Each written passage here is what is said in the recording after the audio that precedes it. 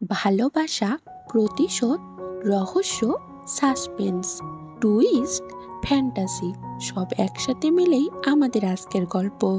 হ্যাঁ গাইস, আমরা কথা বলবো সদ্য মুক্তি পাওয়া চাইনিজ ড্রামা ব্লেন্ড ফিলিংস, যা প্রতি মুহূর্তে তোমাদের ভাবাতে থাকবে এসব কি ঠিক হচ্ছে নাকি হচ্ছে না। তোমরা ভাবতে থাকবে কে ভালো কে খারাপ। তো আমি আর বেশি কথা না বলে গল্পে আসি। গল্পের নায়িকা জিয়াং একজন ট্যালেন্টেড পারফিউমার। জিয়াং তার বংশ পরম্পরায় ঐতিহ্য নিয়ে একটা পারফিউমের স্টুডিও চালায়। তার একটা অনন্য প্রতিভা আছে, সেটা হলো সে কারো শরীরে সেন্ট বা কারো মুখে বলা কোনো সেন্টের উদাহরণ নিয়েই পারফিউম তৈরি করতে পারে। তবে আজকে তার বয়ফ্রেন্ড গুজিয়ার জন্মদিন, তাই সে তার স্টুডিও বন্ধ করে গুজিয়াকে না বলে সারপ্রাইজ দেওয়ার জন্য গুজিয়ার বাসা আসে। কিন্তু গুজিয়ার রুমে ঢুকতেই তার কান থেকে একটা দুল খুলে নিচে পড়ে যায়। সে দুল খুঁজতে থাকে এবং দেখে খাটের নিচে পড়ে আছে। সে দুল আনতে খাটের নিচে ঢুকে পড়ে, কিন্তু তখনই সে দেখে গুজিয়া তার বাসায় একটা মেয়ে নিয়ে আসছে। সে মেয়েটিকে তার রুমে এনেছে। সে খাটের নিচ থেকে মেয়েটির ফেস দেখতে না পেলেও তার হাতে থাকা একটা ব্রেসলেট দেখতে পারে। সে দেখে গুজিয়া আর ওই মেয়ে একসাথে রোমান্স করছে। সে তো এসব দেখে অনেক ভেঙে পড়ে, কারণ সে ভাবতেও পারেনি গুজিয়া তার সাথে এভাবে চিট করতে পারে। জিয়াং গুজিয়া আর এই মেয়ের কথার মাধ্যমে জানতে পারে এই মেয়ে জিয়াং এর ব্যাপারে জানে। এই মেয়ে গুজিয়াকে বলে, গুজিয়া তুমি কি জিয়াংকে ভালোবাসো নাকি?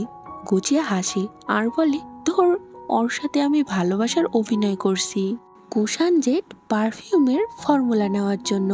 এই তো ফর্মুলা কালকে অফিসে জমা দিব। আমার দেওয়া ফর্মুলা একবার সাকসেস হলেই কোম্পানিতে আমার পাওয়ার বেড়ে যাবে, আর ওকে ছুঁড়ে ফেলে দিতে আমার 1 সেকেন্ডও লাগবে না। জিয়াং তো এটা শুনে মুখ চেপে ধরে কান্না করে আর ভাবে সে গুজিয়াকে বিশ্বাস করে পারফিউমের ফর্মুলা বানিয়েছিল, আর সে এভাবে তাকে ঠকালো। এসব ভেবে সে অনেক কান্না করে, কিন্তু তখনই খাটের উপরে গুজিয়ার হাত লেগে তার পাশে থাকা একটা মগ পানি সহ নিচে পড়ে যায়। মগ সহ পানি জিয়াং এর শরীরে লাগে, আর আমরা দেখতে পারি যার কারণে জিয়াং এর শরীরে ইলেকট্রিক শক হয় আর তার মাথা ঘুরতে থাকে। এবং সে দেখে তার সামনে একটা স্ক্রিন ভেসে উঠেছে, সেখানে নানা রকম কমেন্ট ভেসে উঠতেছে। কমেন্টগুলোতে তার ভবিষ্যৎ কি হবে এটা বলা হচ্ছে। সে মনে মনে বলে, তোমরা কারা? স্ক্রিনে ভেসে ওঠা কমেন্টে বলে, আমরা কমেন্ট তোমার ভবিষ্যৎ জানি। জিয়াং ভাবে সে হয়তো ভুল দেখছে, তবে স্ক্রিনের কমেন্টে বলা হয় না, সে ভুল দেখছে না। আর কমেন্টে এটাও বলা হয়, গুজিয়া তোমাকে পাগল প্রমাণের জন্য মানসিক হসপিটালে জোর করে পাঠাবে। আর আমরা দেখতে পারি জিয়াং এর চোখের সামনে মানসিক হসপিটালে তাকে নিয়ে যাওয়ার দৃশ্য ভেসে ওঠে। এরপর কমেন্টে বলে, তুমি যদি নিজের ভাগ্যকে বদলাতে চাও, এসব থেকে বাঁচতে চাও, তুমি গুজিয়ার আঙ্কেল জিংসির সাথে প্রেম করো।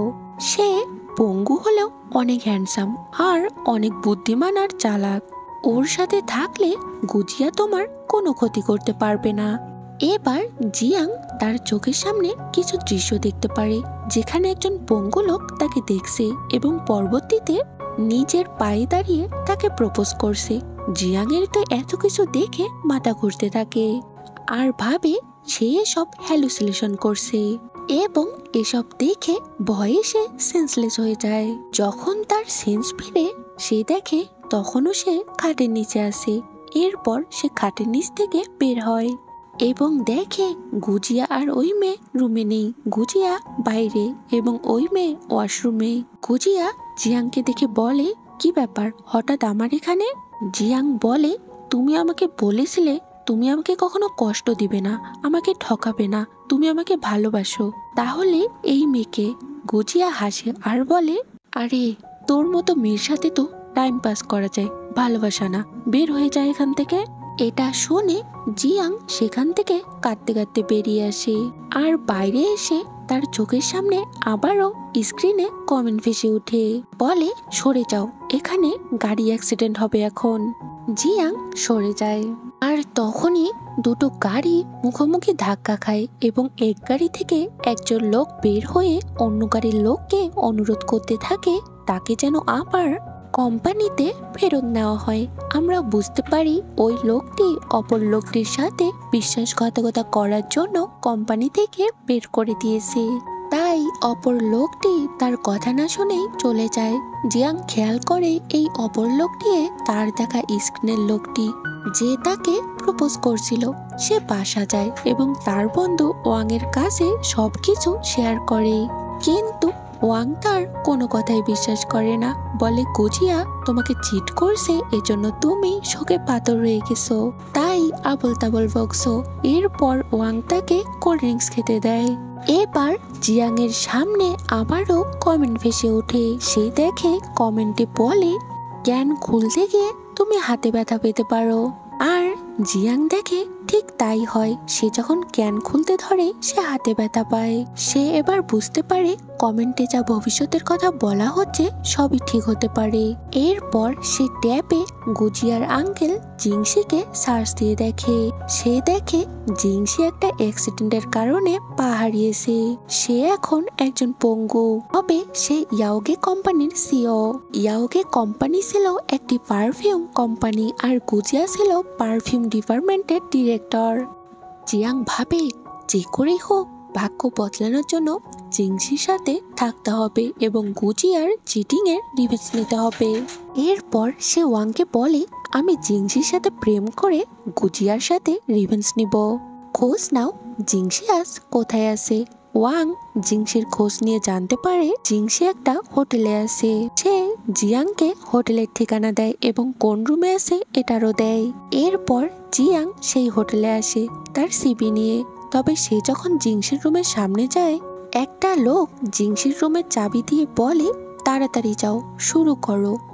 জিয়াং তো এসবের কিছু বুঝতে পারে না, কেনই বা এই লোক তার সাথে এমন করছে আর তাকে বা কি করতে বলছে। জিয়াং তারপরেও রুমে যায়। জিংসির সামনে তার সিবি দিয়ে বলে আমি তোমার কোম্পানিতে পারফিউমার হিসেবে চাকরি করতে চাই। কিন্তু আমরা দেখতে পারি জিংসি তাকে রেখে বলে বেরিয়ে যাও এখান থেকে। জিয়াং মনে মনে ভাবে না, এত তাড়াতাড়ি হাল ছেড়ে দিলে হবে না। তাই সে সেখানে দাঁড়িয়ে থাকে। এবার জিংসি তাকে টেনে কাছে নিয়ে আসে আর বলে আমার সাথে কি করতে চাও, শুরু করো তাহলে। সিরিয়াস করতে এসেছো, আমার সাথে নোংরামি করতে এসেছো তাই না। জিয়াং তো এসব শুনে ভয় পেয়ে যায়। তখনই তার সামনে কমেন্ট ভেসে ওঠে। কমেন্টে বলা হয় বাইরের ওই লোকটি জিংসিকে লুকিয়ে খাবারের সাথে ড্রাগ দিয়েছে এবং অন্য একটি মেয়েকে ঠিক করছিল জিংসির কাছে পাঠানোর জন্য, কিন্তু ওই লোক ভুল করে তোমাকে ওই মেয়ে মনে করে পাঠিয়েছে। জিয়াং এবার বুঝতে পারে জিংসি তার সাথে এমন ব্যবহার করছে কেন। সে উঠে দাঁড়ায় এবং জিংসিকে পানির বোতল দেয়। এরপর একটা ধূপ তার সামনে দিয়ে বলে এই ধূপের গন্ধ তোমার মনকে শান্ত করে দিবে, তুমি চিন্তা করো না। এটা বলে সে চলে যায়। এর পরের দৃশ্যে আমরা দেখতে পারি জিংসি ঠিকই এসবের পিছনে কি আছে বের করে। আমরা দেখতে পারি রাস্তার ওই লোকটি প্ল্যান করে তাকে ড্রাগ দিয়েছিল এবং সাথে একটা মেয়েকে হায়ার করে তার সুনাম নষ্ট করার জন্য। পরদিন আমরা দেখতে পারি গুজিয়া জিংসির কাছে এসে জিয়াং এর বানানো পারফিউম কুশান জেটের ফর্মুলা দেয় এবং বলে সে এটা নিচে বানিয়েছে। তবে জিংসি এটা বিশ্বাস করে না, কারণ গত রাতে জিয়াং এর শরীরেও ঠিক এই রকম একটা সে সেন্ট পেয়েছে। তাই সে গুজিয়াকে বলে ঠিক আছে, এরকম আরো অন্য ধাঁচের একটি ফর্মুলা বানাও, একসাথে আমি লঞ্চ করব। গুজিয়া এবার চিন্তায় পড়ে যায় সে কিভাবে ফর্মুলা বানাবে, কারণ সে তো কিছুই পারে না। এতদিন তো জিয়াং এর কাছ থেকে সে সব চুরি করে তৈরি করত। গুজিয়া ভাবে যে করেই হোক ওকে আবার পটাতে হবে, ওই বোকাটা তো এমনিতেই পটে যাবে, আমার সব কথাই বিশ্বাস করে। এদিকে আমরা দেখতে পারি জিংসি তার অ্যাসিস্ট্যান্ট গাওকে বলে জিয়াং আর গুজিয়ার সম্পর্ক কি আর এই জিয়াং এর পরিচয় কি সব খুঁজে বের করো। এদিকে দেখতে পারি গুজিয়া আবার জিয়াংকে পটানোর জন্য তার সাথে মিষ্টি মিষ্টি করে কথা বলে আর মাফ চায়। জিয়াং এর সামনে আবারও কমেন্ট ভেসে ওঠে। কমেন্টে সবাই বলে গুজিয়া আবারও তোমার কাছে নতুন ফর্মুলা বানানো শেখার জন্য এসেছে। ওকে তুমি বিশ্বাস করো না, তাহলে তুমি আবারও ঠকবে।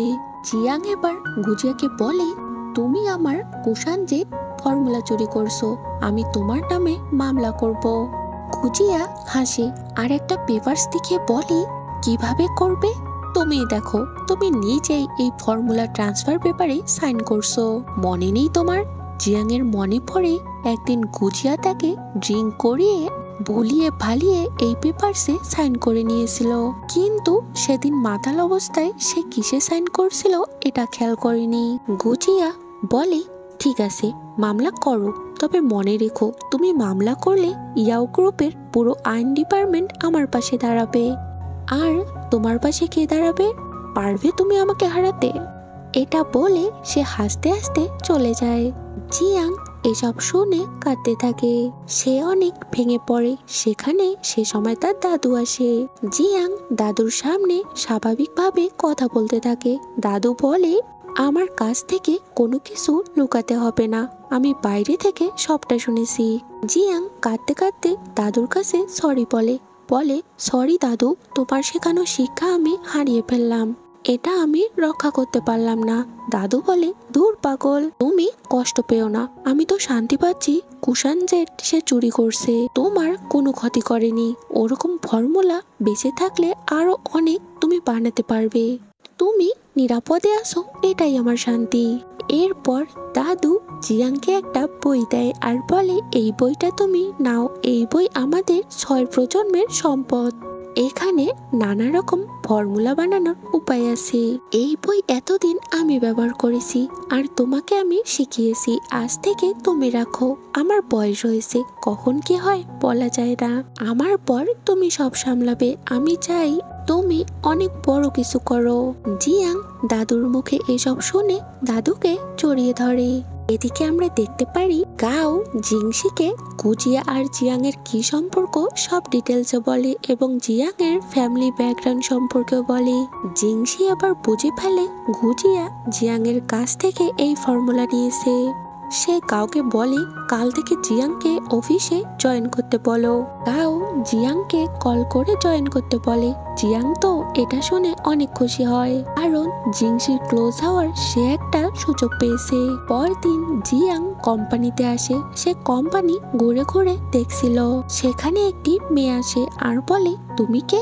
জিয়াং বলে, আমি এই কোম্পানিতে আজ জয়েন করেছি পারফিউমার হিসেবে। তুমি কে? মেয়েটি বলে, আমি শিশি, ডিরেক্টর গুজিয়ার অ্যাসিস্ট্যান্ট। জিয়াং খেয়াল করে মেয়েটির হাতে ঠিক সেরকম ব্রেসলেট, যেই ব্রেসলেট সে সেদিন গুজিয়ার গার্লফ্রেন্ডের হাতে দেখেছিল। জিয়াং বুঝতে পারে এই শিশি সেদিনের মেয়েটি।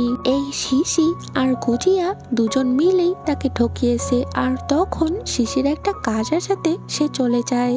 এরপর সেখানে গাও আসে আর জিয়াংকে জানায় সে আজ থেকে গাওর অ্যাসিস্ট্যান্ট। জিয়াং বলে, অ্যাসিস্ট্যান্টের অ্যাসিস্ট্যান্ট? কিন্তু আমি তো এখানে পারফিউমার হিসেবে আবেদন করেছি। গাও বলে, বস তোমাকে আমার অ্যাসিস্ট্যান্ট হিসেবে রাখতে চায়। এই পজিশনের জন্য অনেকে পাগল, আর তুমি না করতে চাইলে বলো। বস শুধু তার বিশ্বস্ত লোকদেরই এত ক্লোজ পজিশন দেয়, আর সেই পজিশন পেয়ে তুমি পছন্দ করছো না। জিয়াং ভাবে, ঠিক তো, আমি এই পজিশনে থাকলে জিংসির খুব কাছাকাছি থাকতে পারবো আর ওকে পটাতে পারবো। তাই জিয়াং গার কথায় রাজি হয়, কিন্তু সারাদিন তাকে কোনো কাজ করতে দেওয়াই হয় না।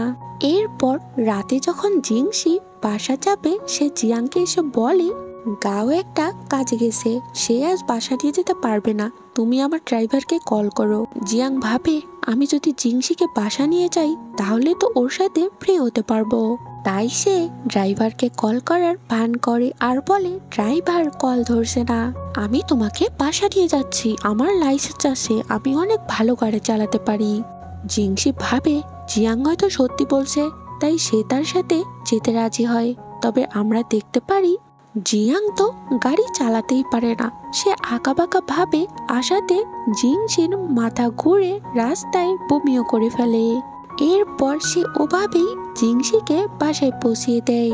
এরপর সে তার বাসা আসার জন্য রাস্তায় হাঁটতে থাকে, কিন্তু সে খেয়াল করে তার পিছনে কেউ একজন আসে। সে পিছনে করে তাকায় এবং দেখে তাকে একজন ফলো করছে। তাকে ফলো করা লোকটির হাতে একটা অ্যাসিডের বোতল। এটা দেখে সে ভয়ে প্রাণপণে ছুটতে থাকে এবং রাস্তায় একটা বক্সের মধ্যে লুকিয়ে পড়ে। সেই সময় তার সামনের স্ক্রিনে ভেসে ওঠে এবং সবাই কমেন্টে বলে এই লোককে গুজিয়া আর শিশি হায়ার করছে তোমার মুখে অ্যাসিড মারার জন্য। এরপর আমরা দেখি লোকটি যখন জিয়াংকে খুঁজে পাচ্ছিল না সে চলে যায়। জিয়াং তো এসবে অনেক ভয় পেয়ে যায়, তাই সে আবারও জিংসির বাসায় আসে এবং দরজায় নক করতে থাকে। বলে আমার একজন ক্ষতি করতে চাচ্ছে, প্লিজ দরজা খুলো। জিংসি ভাবে জিয়াং আবারও মিথ্যা কথা বলছে, তাই সে দরজা খোলে না। তবে সে কাউকে কল করে বলে আমাকে ড্রপ করে দেওয়ার পর জিয়াং এর সাথে কি হয়েছে আমাকে ডিটেলস দাও। জিংসির রুমের বাইরে জিয়া অনেকক্ষণ বসে থাকে, কারণ সে ভয় পাচ্ছিল এখান থেকে বের হলে যদি লোকটি আবার আসে। সে অনেকক্ষণ যাচ্ছে না দেখে জিংসি তাকে দরজা খুলে দেয় এবং সোফায় ঘুমাতে বলে। কিন্তু আমরা দেখতে পারি জিয়াং যখন ঘুমিয়ে পড়ে সে জিয়াং এর গায়ে কম্বল দেয় এবং হাত দিয়ে দেখে জিয়াং এর জ্বর এসেছে। তাই সে জিয়াংকে ঘুমের অবস্থাতেই ওষুধ খাইয়ে দেয়। এরপর পরদিন দেখি সকালে জিয়াং এর ঘুম ভাঙে। সে খেয়াল করে অনেক বেলা হয়ে গেছে। জিংসি তাকে না ডেকেই অফিসে চলে গেছে। জিয়াং এবার গত রাতের রিভেঞ্জ নিতে ওয়াংকে দিয়ে কুশানজেট পারফিউম কিভাবে বানাতে হয় এর ফর্মুলা অনলাইনে লাইভ করে দেখিয়ে দেয়। এটা দেখে তো গুজিয়া অনেক রেগে যায়, কারণ এটা তার ড্রিম প্রজেক্ট ছিল। এই প্রজেক্ট সাকসেস হলে সে কোম্পানিতে একটা বড় জায়গা করে নিয়ে নিতে পারত। সে রেগে মেগে শিশিকে বলে জিয়াংকে এবার একটা শিক্ষা দিতেই হবে। সে জিয়াং এর কাছে আসার জন্য কোম্পানি থেকে বের হয়। এদিকে জিংসিকে গাও এসে বলে দেয় গত রাতে কি হয়েছিল এবং এর পিছনে যে শিশি আর গুজিয়া আছে এটাও বলে। জিংসি গাওকে বলে ওই লোককে ধরে পুলিশে দাও। গাও গুজিয়া আর শিশির কথা বললে জিংসি বলে গুজিয়ার ব্যবস্থা আমি পরে করব, আর শিশি কাজে লাগতে পারে। গাও জিয়াং যে ফর্মুলা ভাইরাল করে দিয়েছে এটাও বলে। জিংসি বলে কোনো পোস্ট ডিলিট করার দরকার নেই, ভাইরাল হতে দাও। আমরা বুঝতে পারি জিংসিও চাচ্ছিল এটা ভাইরাল হোক। জিংসি গাওকে জিজ্ঞেস করে গুজিয়া কোথায়। গাও বলে সে বেরিয়ে গেছে কাউকে শিক্ষা দেওয়ার জন্য। জিংসি বুঝতে পারে গুজিয়া জিয়াং এর কাছে গেছে। সে গাওকে বলে গাড়ি বের করো, জিয়াং এর স্টুডিওতে যাব। গাও বলে কিন্তু তোমার তো ইম্পর্টেন্ট মিটিং আছে, এই ক্লায়েন্টের সাথে মিটিং এর জন্য তুমি অনেকদিন ধরেই ওয়েট করছো। জিংসি বলে মিটিং পরে হবে, আগে চলো। এদিকে আমরা দেখতে পারি গুজিয়া জিয়াং এর স্টুডিওতে এসে সব ভাঙচুর করতে থাকে। এরপর সে জিয়াং এর গলা চেপে ধরে আর বলে তোর এমন অবস্থা করব তুই আর কোনোদিন কাউকে মুখ দেখাতে পারবি না। আর তোর দাদু তো হোমে থাকে তাই না, তারও ব্যবস্থা করব, তুই দাঁড়া। জিয়াং খেয়াল করে তার পাশে জুঁই ফুল। সে জানতো গুজিয়ার জুঁই ফুলে অ্যালার্জি আছে, তাই সে ইচ্ছে করে গুজিয়ার মুখে ফুল ছুঁড়ে মারে।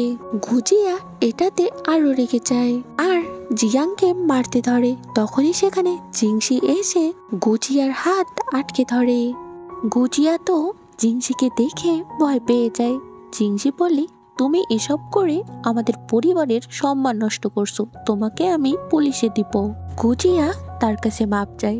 জিংসি বলে আমার কাছে মাপ না চেয়ে যার সাথে অন্যায় করছো তার কাছে মাপ চাও আর ক্ষতিপূরণ দাও।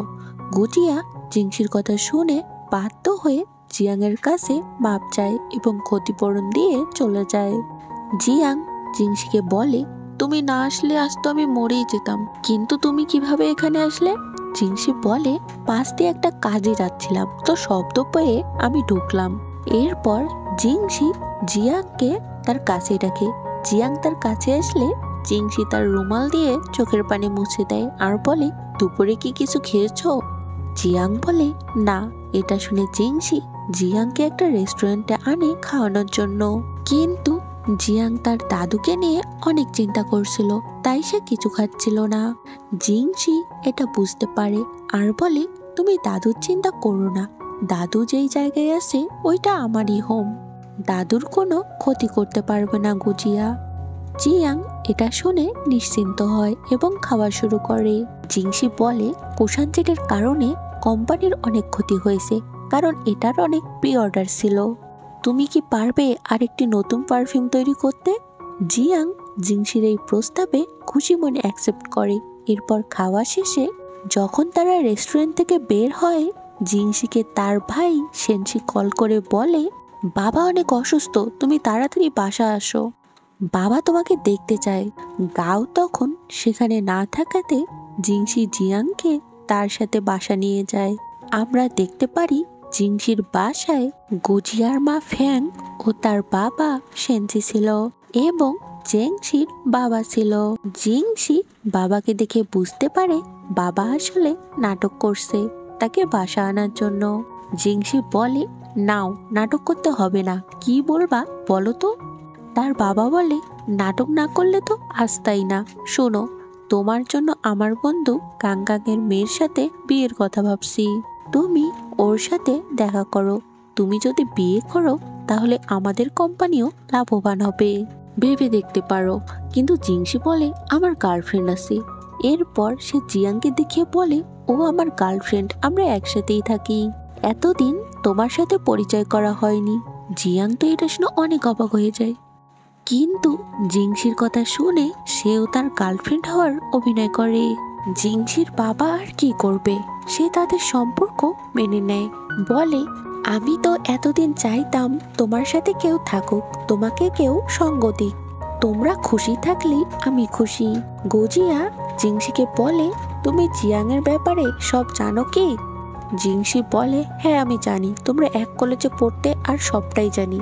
এটা বলে সে জিয়াংকে নিয়ে চলে যায়। তারা চলে যাওয়ার পর ফ্যাং গুজিয়াকে বাইরে টেনে নিয়ে আসে আর বলে, বোকা ছেলে, আমি জানি ওই মেয়ে আর তোমার কি সম্পর্ক, তবে তুমি ওদের মধ্যে ঝামেলা করো না, ওরা কি করে করুক, তুমি কাংকাংকে পটানোর চেষ্টা করো।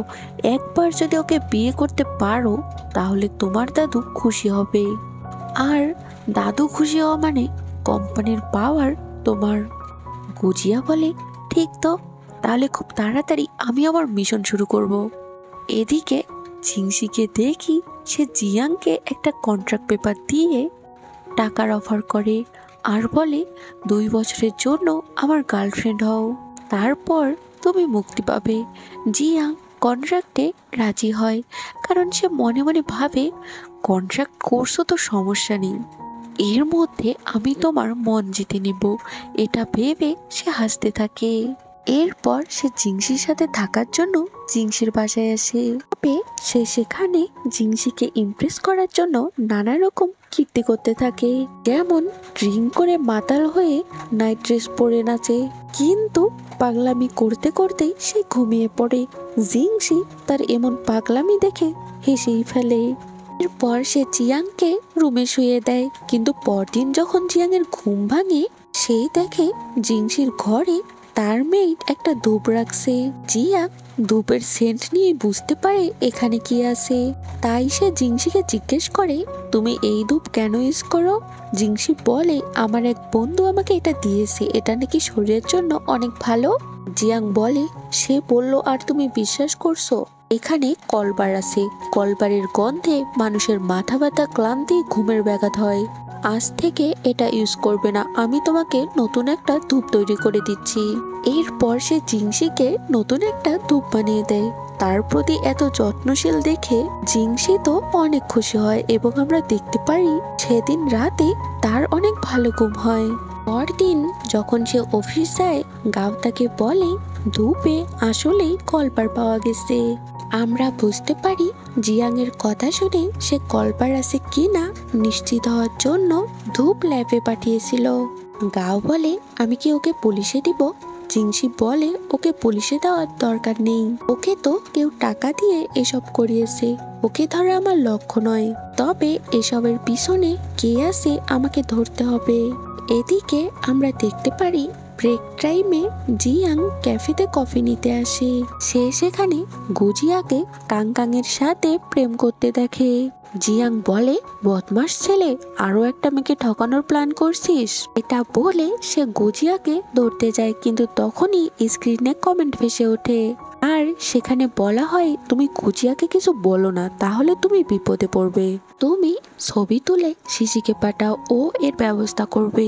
জিয়াং লুকিয়ে ছবি তুলে শিশিকে পাঠায়। শিশির তো এসব দেখে মাথায় আকাশ ভেঙে পড়ে, কারণ আমরা বুঝতে পারি সে গুজিয়ার সন্তানের মা হতে চলছে, মানে সে প্রেগনেন্ট। তাই সে রেগে মেগে ওই জায়গায় আসে আর গুজিয়াকে বলে, এই মেয়েকে।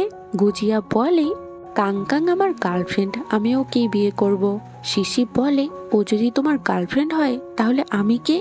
তা শুনে কাংকাং বলে, বদমাস ছেলে। এরপর সে গুজিয়ার দেওয়া ফুল গুজিয়ার মুখে ছুঁড়ে মেরে চলে যায়। শিশি গুজিয়াকে অনুরোধ করে তাকে না ঠকানোর জন্য।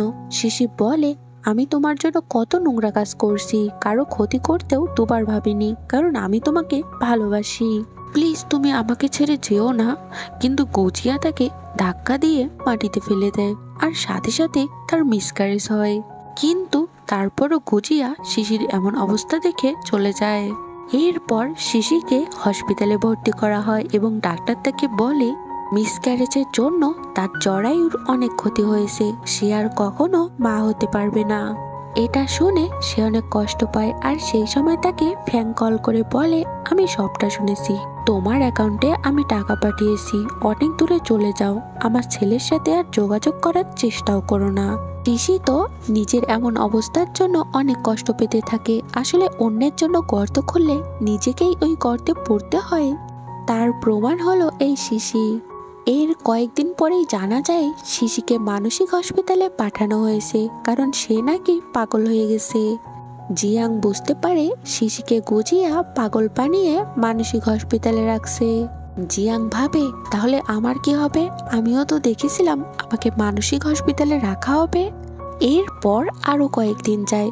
জিংসির একটা বিজনেস ট্রিপের জন্য বাইরে যেতে হবে, তাই সে রেডি হচ্ছিল। কিন্তু এদিকে জিয়াংকে দেখি সে তার হেয়ার ক্লিপ কোথাও খুঁজে পাচ্ছিল না। জিংসি সেখানে এসে জিয়াংকে তার হেয়ার ক্লিপ দিয়ে বলে, তুমি কি এটা খুঁজছো? এটা ফ্লোরে পড়েছিল। জিয়াং বলে, হ্যাঁ হ্যাঁ, এটাই তো আমার ক্লিপ। এরপর সে ক্লিপ চুলে লাগায় এবং জিংসিকে বিদায় দেওয়ার জন্য জিয়াং বাইরে আসে। জিংসি জিয়াংকে বলে, তুমি খুব সাবধানে থাকবে, আমি তাড়াতাড়ি চলে আসব। আচ্ছা, আমাকে এখন জড়িয়ে ধরো। জিয়াং বলে, কেন? জিংসি বলে, তুমি তো আমার কন্ট্রাক্ট গার্লফ্রেন্ড, এটা কেউ জানে না। যদি তুমি তোমার বয়ফ্রেন্ডকে বিদায়ে জড়িয়ে না ধরো তাহলে অনেকে সন্দেহ করতে পারে। এটা শুনে জিয়াং জিংসিকে জড়িয়ে ধরে। এরপর জিংসি চলে যায়, কিন্তু আমরা দেখতে পারি জিংসি চলে যাওয়ার একটু পরেই জিয়াংকে গুজিয়া মুখ চেপে ধরে অজ্ঞান করে রিভেঞ্জ নেওয়ার জন্য মানসিক হসপিটালে রেখে যায় এবং ডাক্তারকে ঘুষ দিয়ে জিয়াংকে ঘুম পাড়ার ইঞ্জেকশন পুশ করে এবং পাগল বানাতে বলে। এদিকে আমরা দেখতে পারি জিংসি বিদেশে বসেই তার বাসায় লাগানো সিসিটিভি ক্যামেরায় সবকিছু দেখে এবং আমরা বুঝতে পারি সে আসলে জিয়াং এর ক্লিপে জিয়াং এর অজান্তেই লোকেশন ট্র্যাকার লাগিয়েছিল। জিংসি লোকেশন ট্র্যাক করে দেখে জিয়াংকে মানসিক হসপিটালে রাখা হয়েছে। জিংসি কাউকে বলে, তাড়াতাড়ি টিকিট বুক করো, দেশে ফিরবো। গাও বলে, কিন্তু এখানের তো কাজ এখনো হয়নি। জিংসি এবার উঠে দাঁড়ায় আর বলে, আমি বলছি না টিকিট বুক করো, দেশে ফিরবো আমি। আমরা বুঝতে পারি জিংসি এতদিন কোনো একটা কারণে পঙ্গু হওয়ার অভিনয় করছিল, কিন্তু এর কারণটা কি সেটা আমরা সামনেই জানতে পারবো। তোমরা দেখতে থাকো। আর আমরা বুঝতে পারি জিংসি জিয়াংকে ভালোবেসে ফেলেছে, কারণ ভালো না বাসলে তো কেউ কারোর জন্য এরকম উতলা হয় না। এদিকে আমরা দেখতে পারি জিয়াং এর ঘুম ভাঙলে সে নার্সকে ফাঁকি দিয়ে হসপিটাল থেকে পালিয়ে যেতে ধরে, কিন্তু তখনই একটা হাতে দাগওয়ালা লোক মাস্ক টুপি পরে তাকে মারতে আসে। জিয়াং দৌড়াতে থাকলে সে জিয়াংকে ধরে ফেলে এবং দড়ি দিয়ে গলা টিপে ধরে, কিন্তু তখন সেখানে একটা পাগল আসায় সে লোকটিকে জড়িয়ে ধরে। আর এই সুযোগে জিয়াং ডাক্তারের অ্যাপ্রন পরে সিকিউরিটি গার্ডকে ফাঁকি দিয়ে পালিয়ে যায়, কিন্তু ডাক্তাররা এটা বুঝতে পেরে তার পিছু নেয়। জিয়াং বাঁচার জন্য প্রাণপণে অসহায়ের মতো দৌড়াতে থাকে। ডাক্তার নার্সরাও তার পিছনে দৌড়াতে থাকে। জিয়াং দৌড়াতে দৌড়াতে একটা সময় হোঁচট খেয়ে পড়ে যায়। সে ভাবে না, আর মনে হয় বাঁচতে পারবো না। কিন্তু তখনই সেখানে আমাদের হিরো জিংসি আসে।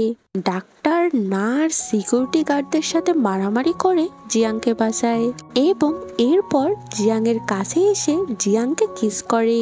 এরপর জিয়াংকে সুস্থ করার জন্য হসপিটালে ভর্তি করা হয়। জিয়াং জিংসিকে জড়িয়ে ধরে বলে, তুমি ট্রিটমেন্ট করতে বিদেশে গেছিলে, তুমি এখন হাঁটতে পারছো, এজন্য তো আমি অনেক খুশি। জিংসি তাকে সব সত্যি বলতে ধরে, কিন্তু জিয়াং তার হাঁটতে পারার জন্য এত খুশি ছিল যে তার কোনো কথাই শুনছিল না। এদিকে দেখতে পারি গুজিয়া জেনে যায় জিংসি সবটা জেনে গেছে। তাই সে দেশ থেকে পালানোর চেষ্টা করে, কিন্তু সে পালানোর আগেই জিংসির কথা মতো তাও তাকে ধরে আনে এবং পুলিশে দেয়। এরপর জিংসি জিয়াংকে বাসায় আনে। জিয়াং আবারও জিংসিকে জড়িয়ে ধরে বলে, তোমাকে অনেক অনেক ধন্যবাদ, তুমি আজ না আসলে হয়তো আমি মরে যেতাম, তুমি আমাকে বারবার বাঁচাচ্ছ।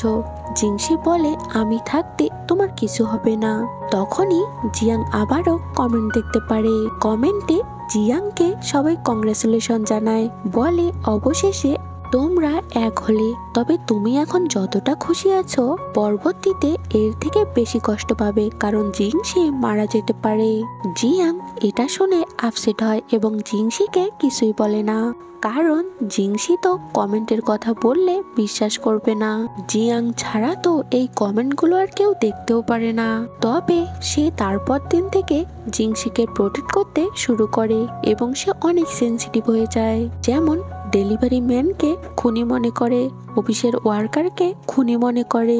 জিংসি জিয়াংয়ের এরকম অতিরিক্ত সেন্সিটিভ হওয়া নোটিস করে এবং একজন ডাক্তারের কাছে পরামর্শ নেয়। ডাক্তার তাকে বলে, গত কয়েকদিনের ঘটনার জন্য জিয়াং মেন্টাল ট্রমার কারণে এসব করছে, ওকে যতটা পারো হ্যাপি রাখার চেষ্টা করো। পর রাতে যখন জিংসি বাসায় আসে, জিয়াং তাকে কেক দিয়ে প্রপোজ করে আর বলে, সত্যি বলতে আমি প্রথমে তোমার কাছাকাছি আসতে চেয়েছি গুজিয়ার জন্য, গুজিয়ার সাথে রিভেঞ্জ নেওয়ার জন্য, কিন্তু এরপর আস্তে আস্তে তোমার সাথে থাকতে থাকতে আমি তোমাকে ভালোবেসে ফেলেছি, অনেক অনেক ভালোবাসি তোমাকে। জিংসি বলে, ছেলেরা সবসময় আগে প্রপোজ করে, মেয়েরা নয়। এরপর সে জিয়াংয়ের হাত ধরে বেলকনিতে আনে আর বলে, আকাশের দিকে তাকাও। আর তখনই আকাশে আতশবাজি ফুটতে থাকে। জিয়াং তো এসব দেখে অনেক খুশি হয়। জিয়াং বলে, তুমি এগুলো অ্যারেঞ্জ করছো? জিংসি বলে, হ্যাঁ, আমিও তোমাকে অনেক ভালোবাসি, কিন্তু এতদিন নানা ঝামেলার কারণে আমি তোমাকে বলতে পারিনি, তুমি কি আমার সাথে থাকবে? জিয়াং বলে, হ্যাঁ। এরপর জিংসি তাকে জড়িয়ে ধরে আর কিস করে। তারা সেখানে একটা অনেক ভালো সময় কাটায়, কিন্তু একটু পরেই জিংসির বাবা ফ্যাং আর সেনসি আসে এবং জিংসিকে বলে গুজিয়ার বিরুদ্ধে মামলা তুলে নিতে। জিংসি রাজি না হলে তার বাবা আর ফ্যাং তার উপর রাগ করে। জিয়াং বলে, জিংসি মামলা করেনি, যেহেতু আমি ভিকটিম, আমি করেছি, আমি মামলা তুলব না। সেনসি তার বাবাকে বলে, ঠিকই তো আছে, আমার ছেলে হোক আর অন্য কেউ হোক, অন্যায় করলে সাজা পেতে হবে, কোনো মাফ নেই। জিয়াং, তুমি ঠিক করছো, তোমার মামলা তোলার দরকার নেই। এরপর সেনসি ফ্যাং আর তার বাবাকে বুঝিয়ে বাড়ি নিয়ে যায়। তারা যাওয়ার পর জিংসি জিয়াংকে ধন্যবাদ জানায় এরকম পরিস্থিতি সামলানোর জন্য। পরদিন দেখতে পারি জিংসির বাসার মেয়ে জিংসির ড্রয়ার থেকে লুকিয়ে সিকিউরিটি লেআউট পেপার চুরি করে কাউকে পাঠায় এবং আমরা দেখতে পারি এটা আর কেউ না, সেনসিকে পাঠায় এবং সেনসির সাথে আমরা একটা মহিলাকে দেখতে পারি। তারা প্ল্যান করছিল সিকিউরিটি লেআউট হ্যাক করে তারা সেনসিকে মেরে সব সম্পত্তি এবং কোম্পানি নিজের নামে করে নেবে। কিন্তু আমরা দেখতে পারি মেয়ের যেসব করছে জিয়াং আর জিংসি রুমে ল্যাপটপে দেখে। আসলে জিংসি আন্দাজ করতে পেরেছিল এরকম কিছু একটা হবে। আর জিংসির বাসায় তো এমনিতেও সবখানে সিসি ক্যামেরা লাগানো। জিয়াং বলে, মেয়ে তোমার প্রাইভেসি নষ্ট করছে, ওকে পুলিশে দিব। জিংসি বলে, আরে দাঁড়াও, এসব আসলে ও আমার ভাইকে দিচ্ছে। জিয়াং বলে, কি, ওনাকে তো অনেক ভদ্রলোক মনে হয়। জিংসি বলে, না, সে ভদ্রলোকের মুখোশ পরে থাকে, আর ওইটা আমার সিকিউরিটি লেয়ার না, আমার তৈরি করা একটা হ্যাকিং স্ক্যাম। তখনই মেড সেনসিকে এটা পাঠাবে আমি সেনসির সার্ভার হ্যাক করে ওর সমস্ত অপকর্মের প্রমাণ হ্যাক করব। আর তাই হয়। মেড যখন তাকে সিকিউরিটি লেয়ার পাঠায়, তারা ক্লিক করতেই তাদের ল্যাপটপ হ্যাক হয়ে যায়। সেনজি আর ওই মহিলা এটা বুঝতে পারে। মহিলা সেনজিকে বলে, তুমি হতাশ হয়েও না, ওর ব্যবস্থা খুব তাড়াতাড়ি হবে। এদিকে জিয়াং সেনজিকে বলে, তোমার নিজের ভাই তোমার সাথে এরকম করছে কেন? জিংসি বলে, সেনজি আমার নিজের ভাই না, আমার মা আমার বাবার সেকেন্ড ওয়াইফ। সেনজি আমার মাকে পছন্দ করতো না, আর একদিন সে লোক লাগিয়ে আমার মায়ের গাড়ি ইচ্ছে করে অ্যাক্সিডেন্ট করায়। ওই গাড়িতে আমি আর আমার মা ছিলাম, তবে ভাগ্যবশত আমি বেঁচে যাই।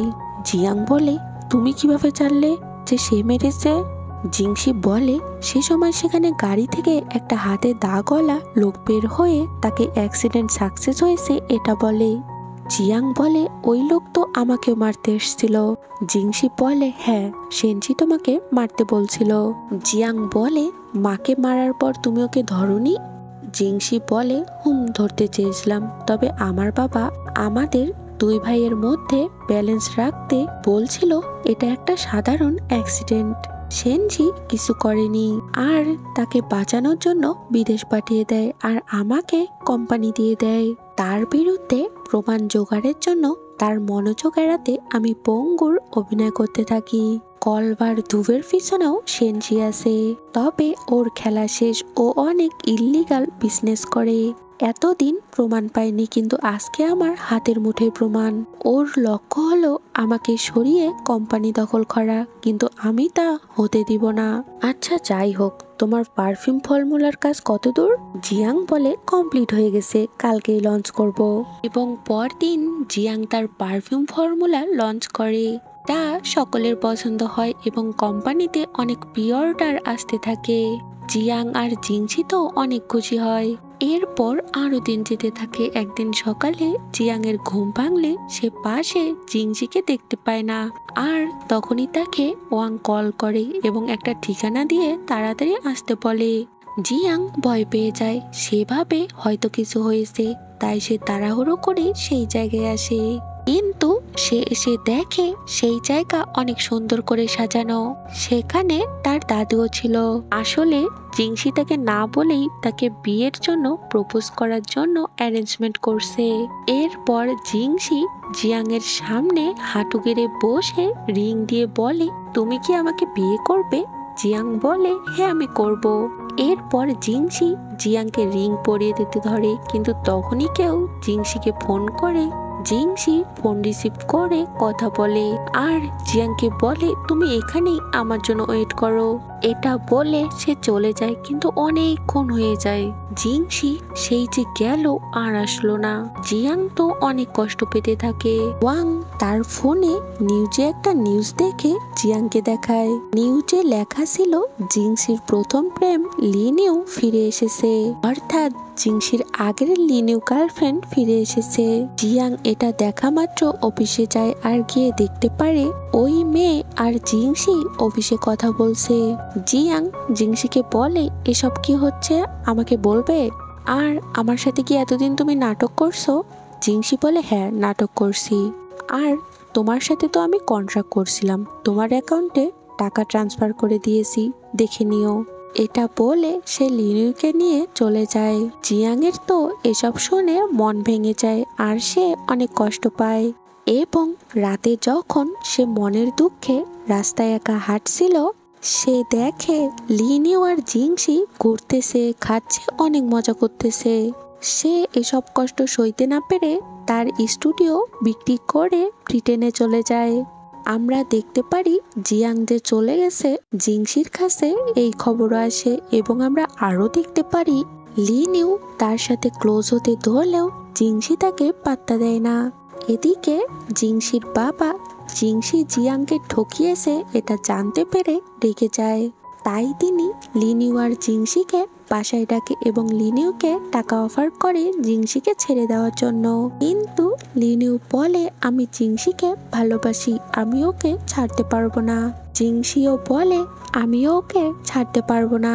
লিনিউ জিংসির বাবার মন জয় করার জন্য রান্নাঘরে গিয়ে জিংসির বাবার পছন্দের ডাম্পলিং স্যুপ বানাতে যায় এবং বানিয়ে সবাইকে খেতে দেয়।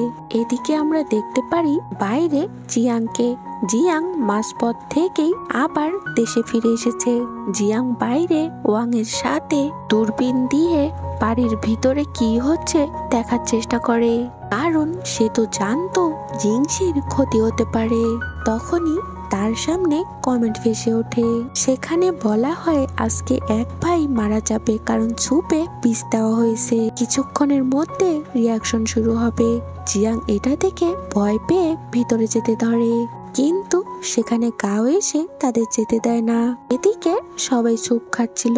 সেনজি তার বাবাকে বলে আমি তোমার বড় ছেলে, আমাকে কোম্পানি দিয়ে দাও। তার বাবা বলে হঠাৎ এসব বলছো কেন? তখনই সেনজির কষ্ট হতে থাকে। জিংসি বলে কোম্পানি চাচ্ছ কারণ তুমি জানো আমি একটু পর বিষের জন্য মারা যাব, তাই না? কিন্তু ওই বিষ তো তুমি নিজেই খেয়েছো। সেনজি তার বাবাকে বলে বাবা আমার কষ্ট হচ্ছে, জিংসি প্ল্যান করে সম্পত্তি হাতানোর জন্য আমাকে বিষ দিয়েছে। বাবা মেয়েটকে বলে অ্যাম্বুলেন্স ডাকার জন্য, কিন্তু মেয়েট বলে ফোনে নেটওয়ার্ক সিগন্যাল পাচ্ছে না। জিংসি বলে বাবা সেনজি তো জানতো আমি বিষ খাবো, এজন্য সে আগে থেকেই আশেপাশের সিগন্যাল বন্ধ করে রেখেছে যেন অ্যাম্বুলেন্সের সাথে যোগাযোগ করতে না পারে। লিনিউ বলে ওকে হসপিটালে নিয়ে যাও, ও তো তোমার ভাই, ওর কষ্ট হচ্ছে। জিংসি বলে ও তাই নাকি। এরপর সে একটা ভিডিও প্লে করে যেখানে লিনিউ আর সেনজি প্ল্যান করছিল কিভাবে জিংসিকে বিষ খাইয়ে সব দখল করে তারা একসাথে থাকবে। লিনিউ ফ্যাং আর গুজিয়ার কথা জিজ্ঞেস করলে সেনজি বলে একজন তো জেলে আছে, ওকে ত্যায্য করে আমরা আর একটা ছেলে নিব ওকে, আর আমার সেই ছেলেকে কোম্পানির সিও করব, আর ফ্যাংকে আমি বাসা থেকে বের করে দিব। লিনিউ বলে এসব মিথ্যা, এসব সত্যি না। জিংসি বলে চুপ করো, তুমি লিনিউ না, তুমি সেনজির দ্বিতীয় স্ত্রী চ্যাংপি। আমাকে মারার জন্য সার্জারি করে লিনিউ সেজেছো, আর বিষ আমি দেইনি। ফ্যাং বলে বিষ আমি দিয়েছি। জিংসি আমাকে গত রাতে এই ভিডিও পাঠিয়েছিল, এতদিনের সংসার আমার, আমি জানতাম সেনজি কোথায় কি রাখে, তাই আমি গত রাতে বিষের বোতল বদল করে পানির বোতল রাখি। ওই বোতলের পানি জিংসির খাবারে মিশিয়ে দেয়, আর আমি সেনজির খাবারে সেনজি রানা বিষ মিশিয়ে দেই লুকিয়ে। এরপর ফ্যাং সেনজিকে বলে তুই জানিস না আমি আমার ছেলেকে কত ভালোবাসি, তোর এত বড় সাহস, তুই প্ল্যান করিস তুই আমাকে আর আমার ছেলেকে ঠকাবি, নে এখন মর। সেনজির মুখ দিয়ে রক্ত পড়তে থাকে এবং অনেকক্ষণ পরে সিগন্যাল পেয়ে অ্যাম্বুলেন্স আসলে তাকে হসপিটালে নিয়ে যায়। ফ্যাং নিজ ইচ্ছায় পুলিশের কাছে সারেন্ডার করে। চ্যাংপিকেও পুলিশ অ্যারেস্ট করে। এদিকে জিয়াংকে গাও বলে তুমি চিন্তা করো না, জিংসি সুস্থ আছে, আর ওই ভিডিও তুমি জিংসিকে পাঠিয়েছো তাই না? জিয়াং বলে হ্যাঁ, তবে তুমি বলবে না আমি এসেছি, আমি চলে যাচ্ছি। সে চলে যেতে ধরে, কিন্তু দেখে ওই হাতের দাগওয়ালা লোকটি বাড়ির চারপাশে ঘুরতেছে। ওয়াং আর সে লোকটিকে ধরে সেন্সলেস করে হাত পা বেঁধে জিংসির গাড়িতে রেখে যায় এবং গাওকে লোকটির খবর দেয়। এরপর জিয়াং জিংসির উপর অভিমান করে ব্রিটেনে যায় এবং সেখানে পারফিউমের বিজনেস শুরু করে এবং একটা সময় পর সে একজন নামকরা পারফিউমার হয়। এরপর সে একদিন দেশে ফিরে আসে তার স্টুডিও দেখতে, কিন্তু সেখানে সে জিংসিকে দেখতে পায়। সে জিংসিকে দেখে চলে যেতে ধরে, কিন্তু জিংসি তাকে আটকায় আর বলে তুমি কতদিন আর আমার উপর রাগ করে থাকবে। জিয়াং বলে তুমি এখানে কেন? জিংসি বলে এই স্টুডিও আমি তোমার আড়ালে মানুষকে হায়ার করে কিনেছি, জানি তুমি আমাকে দিতে না, আর আমি জানতাম তুমি একদিন ফিরে আসবেই, তাই এটা যত্ন করে রেখেছি, আর আমি তোমার জন্য ওয়েট করি এখানে। জিয়াং দেখে জিংসি তার পুরো স্টুডিওতে ব্রিটেনে থাকাকালীন ছবি দিয়ে সাজিয়েছে। জিয়াং বলে তুমি কি ব্রিটেনে গিয়েছিলে? জিংসি বলে হ্যাঁ, তোমাকে দেখার জন্য যেতাম আর লুকিয়ে ছবি তুলতাম, তবে তোমার সামনে যাওয়ার আমার সাহস হয়নি। আর তখনই জিংসিকে লিনু ভিডিও কল করে। জিয়াং এটা দেখে আবারও মন খারাপ করে। জিংসি কল রিসিভ করে। লিনু বলে, কি ব্যাপার ভাই, তুমি কি আমাকে ভুলে গেছো নাকি? তোমার কোনো খোঁজ নেই? জিংসি জিয়াংকে দেখিয়ে বলে, এটা জিয়াং। লিনিউ জিয়াংকে বলে, কি ব্যাপার, অবশেষে তুমি ফিরে আসলে? আমার ভাই তো তোমাকে দেখার জন্য প্রতি মাসে ব্রিটেনে যেত, তুমি না আসলে মনে হয় ও পাগল হয়ে যেত। জিয়াং বলে, কি তোমরা ভাই বোন? লিনিউ বলে, হ্যাঁ তো। জিয়াং বলে, কিভাবে? লিনু বলে, এখন আমার কাজ আছে, আমি বলতে পারবো না, তুমি জিংসির কাছে শোনো, পরে কথা হবে। এটা বলে সে ফোন কেটে দেয়। জিয়াং বলে, কি হচ্ছে এসব? জিংসি বলে, তাহলে শোনো, আমার মায়ের খুব কম বয়সে বিয়ে হয়। লিনিউ সেখানে জন্ম নেয়, কিন্তু ওই লোক আমার মাকে একদিন ছেড়ে দেয়।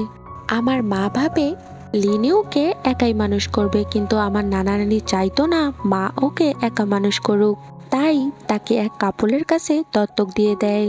এরপর আমার মায়ের আমার বাবার সাথে বিয়ে হয় এবং সেখানে আমি জন্ম নেই। তবে একদিন এক কনসার্টে লিনুর সাথে মায়ের দেখা হয়।